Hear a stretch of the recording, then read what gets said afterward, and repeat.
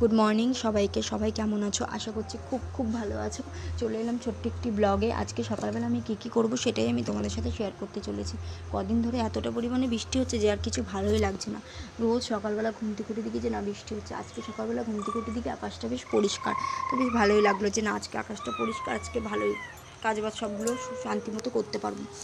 তো এখানে আমি বিছনাটা প্রথমেই গুছিয়ে নিচ্ছি। বিছনাটা গোছানো হয়ে গেলে তারপরে আমি কী করব সেটা আমি তোমাদেরকে দেখাবো। এখানে বিছনা গোছানো প্রায় কমপ্লিট। এখানে আমি যত জামা কাপড় ছিল সব মেলে দিয়েছি। ওই যে বললাম আকাশটা আজকে বেশ পরিষ্কার। এখানে জামা কাপড় মেলে দেওয়ার পরে আমি যত ঘর আছে ঘরগুলো সব ঝাড় দিয়ে নেবো। ঘর ঝাড় দেওয়া হয়ে গেলে তারপরে কী করব তোমাদের সাথে তোমরা সবাই দেখতে থাকো।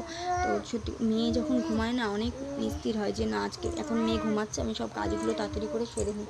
যখনই আমি সারতে যাই তখনই আমার মেয়ে উঠে যায়। তোমরা দেখেছো যে না আমার মেয়ে আমার সাথেই ঘুম থেকে উঠে গেছে। আমি ঘুমাবো যখন তখনও ঘুমাবে, আর আমি যখন উঠে যাব তখনও আমার